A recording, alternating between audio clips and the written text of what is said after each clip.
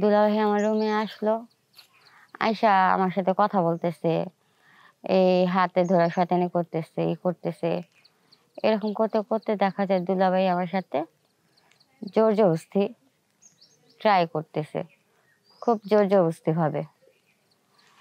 তো আমি অনেক বাধা দিলাম, ই করলাম, কারণ আমি ছোট। অনেকভাবে ট্রাই করলাম দুলাভাই কি করার, কিন্তু দুলাভাই কিছুতেই মানলো না, মানতে চাইলো না। দুলাভাই মানতে চাইলো না, জোর জবরদস্তি আমার সাথে সে থাকলো। আমার নাম হচ্ছে তামান্না, আমি কোনাবাড়ি থেকে বলছি। আহ আহ আমি আমার বিষয়ে কিছু বলতে চাই, আমার পরিবারের বিষয়ে আপনাদের সাথে কিছু শেয়ার করি, আমার নিজের বিষয়ে কিছু বলি। জানি না আপনারা কথাগুলো কিভাবে নেবেন। আমি হচ্ছে পরিবারের ছোট একটা মেয়ে, আমার বড় বোন আছে। তো মোটামুটি আমাদের ফ্যামিলি ভালোই, আমরা ভালোই আছি। তো এভাবে আমরা ঘুরি, দুইটা বোন, অনেক মিল আমাদের। আমরা খুব দুষ্টামি ফাজলামি করি। আমি ঘরে ছোট, একটু বেশি চঞ্চল, সবার সাথে খুব অল্পতে মিশে যাই, দুষ্টামি করি। তো একদিন আমার বড় বোনের জন্য একটা প্রস্তাব আসে, ভালোই, খুব ফ্যামিলি ভালো। তো তারা এমন একটা ছেলে প্রস্তাব নিয়ে আসে, আমার বোনের থেকে 12 বছরের বড়, যে কিনা আমার দুলাভাই, সে হচ্ছে আমার বোনের থেকে 12 বছরের বড়। কিন্তু হ্যাঁ, তাদের অনেক টাকা পয়সা ছিল, এই জন্য আমার মা বাবা রাজি হয়েছে যে হোক একটু বয়স্কর, কিন্তু টাকা পয়সা তো আছে, অনেক টাকা তাদের। তো এই পর্যায়ে আমার বড় বোনের বিয়ে ঠিক হলো। তো আস্তে আস্তে বিয়ের কথাবার্তা পাকা হতে হতে আমার বড় বোনকে বিয়ে দিল, ভালোই ধুমধারাক্কা করে।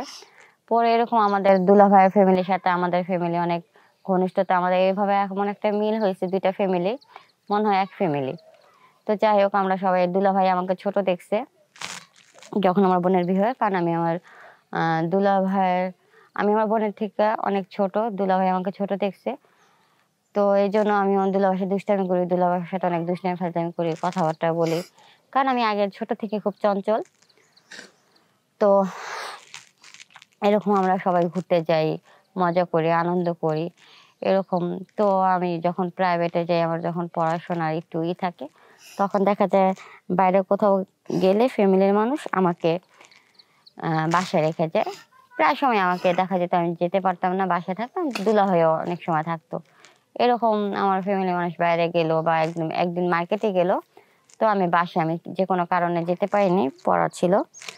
তো দুলাভাই ছিল, সবাই ভাবছে যে ছোট মানুষ হতো, আপন দুলাভাই ছোট থেকে দেখতেছে, কোনো সমস্যা, কারণ এর আগেও আমাকে রেখে গেছে। তো সেদিন দুলাভাই, সবাই বাসায় কেউ ছিল না, আমি ছিলাম, আমার দুলাভাই ছিল। তো আমি ঘরে ছিলাম, দুলাভাইয়ের সাথে কথাবার্তা বলে আমি ঘরে আসছি। তো হুট করে দুলাভাই আমার রুমে আসলো, আইসা আমার সাথে কথা বলতেছে, এই হাতে ধরে শয়তানি করতেছে, ই করতেছে। এরকম করতে করতে দেখা যায় দুলাভাই আমার সাথে জোর জবরদস্তি ট্রাই করতেছে, খুব জোর জবরদস্তি ভাবে। তো আমি অনেক বাধা দিলাম, ই করলাম, কারণ আমি ছোট। অনেকভাবে ট্রাই করলাম দুলাভাই কি করার, কিন্তু দুলাভাই কিছুতেই মানলো না, মানতে চাইলো না। দুলাভাই মানতে চাইলো না, জোর জবরদস্তি আমার সাথে সে থাকলো। তো থাকার পরে আমার খুব পেটে ব্যথা করতেছে, অনেক পেটে ব্যথা করতেছে, আমি কান্না করতেছি। পরে আমার কান্না দেখা দুলাভাই আমাকে ডাক্তারখানায় যেয়ে ওষুধ আইনা দিল। আমি তো কান্না করতেছি, পরে ওষুধ খেলাম। ওষুধ খাওয়ার পরে দুলাভাই আমার কান্না থামায়, ব্যথা কমলো। পরে আমার এসে বলতেছে, বোন আমার ভুল হয়ে গেছে, আমার মাফ করে দে, তুই কাউরে বলিস না, তুই এরকম কিছু কাউরে বলিস না, তোর বোনরেও না, ঘরে কাউরে কিছু করিস না, বোন আমার মাফ করে দে। পরে আমি ভাবলাম আচ্ছা থাক। তা আমাকে যেভাবে দুলাভাই বললো আমি শুনলাম, আমি কাউরে কিছু বলি নাই। পরে এরকম যাই হোক, আস্তে আস্তে দেখা গেল আমার আর দুলাভাইয়ের একটা সম্পর্ক তৈরি হয়ে গেল। এখন আমরা একে অপরের সাথে ইচ্ছাকৃতভাবে সময় দিয়ে থাকি। তো এরকম যায়, দিনের পর দিন যায়, যাওয়ার পরে তো এরকম দুলাভাইয়ের সাথে থাকতে থাকতে হঠাৎ একদিন আমার আমার ফ্যামিলিও বুঝতে পারছে কিছুটা, বোনও বুঝতে পারছে। বুঝতে পারাতে তারা কিছু জিজ্ঞেস করে নাই, কারণ দুলাভাই একটু বড় লোক ছিল তো কিছু বলারই পায়নি, বোনও না। কিন্তু যাই হোক, দুলাভাইয়ের সাথে সম্পর্ক খুব ভালো হয়ে গেছে, ঘনিষ্ঠ হয়ে গেছে, আমরা থাকি। একদিন আমার গর্ভে বাচ্চা হয়। তো বাচ্চা হওয়ার পরে এখন ঘরের সবাই এটা পুরোপুরিভাবে শিওর হয়ে গেছে। তো এখন কি করব? পরে দুলাভাইও সবাইকে জানায়। এখন দেখা যায় 2 বোনের এক স্বামী হয়ে গেল। বোন মাইনা নিচ্ছে, কিছু করার ছিল না। কিন্তু হ্যাঁ, একটু কষ্ট পাইছিল বোন, যে আমার ছোট বোন। তো বোন এটা মাইনা নিচ্ছে এই কারণে, কারণ আমি ছোট ছিলাম, অবুঝ ছিলাম, আমি কিছু বুঝিনি। বোন পুরোপুরি দুলাভাইয়ের উপরে দোষটা দিছিল। তো যাই হোক, তো আস্তে আস্তে এখন এরকম ঘর সংসার করতে থাকলাম। দুলাভাই আমার বাবু হলো। বাবু হওয়ার পরে মিলাঝিলা থাকলাম, ই করলাম। কিন্তু এখন দুলাভাইয়ের বয়স তখন অনেক বেশি ছিল, তো আমি ছোট ছিলাম। কিন্তু দুলাভাই তো এখন বুড়ো হয়ে গেছে, বুড়ো হয়ে গেছে। কিন্তু আমার তো বাবু হয়েছে। এখন আমার বয়সটা, এখন যে বয়সটা, সেই বয়সটা এখন আমার একটা ইয়াং বয়স, যেটা আমাদের মেয়েদের নতুন অবস্থা। একটা শরীরে যখন আমরা প্রাপ্তবয়স্ক হই, যখন একটা শরীরে একটা ইমেজ হয়, আমার এখন বর্তমানে সেই বয়স। কিন্তু আমার বয়সের আগেই আমার এই জিনিসটা আমি ভোগ করছি। তো এখন তো আমার দুলাভাই বুড়া হয়ে গেছে, না আমার বোনের সাথে সময় দিতে পারে, থাকতে পারে, না আমার সাথে পারে। কিন্তু এখন কি করব? দুলাভাই তো বুড়া হয়ে গেছে, এখন তো আর কিছু করার নাই। এখন তো ভাবতেছি কি করা যায়, কারণ এখন তো আমি আর এই যৌবন নিয়ে এভাবে বসে থাকতে পারি না, কারণ আমার তো একটা চাহিদা আছে।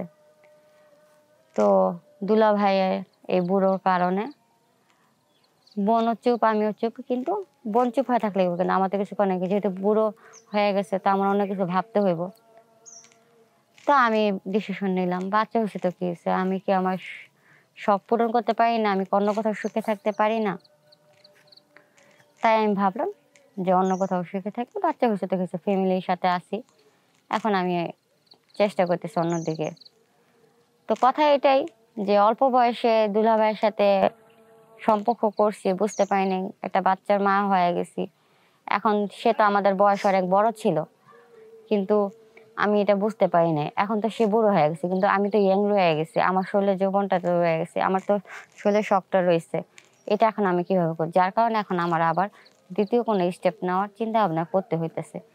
আপনাদেরকে কোনো যে বলার এটাই কারণ, যে এরকম ভুল করবেন না।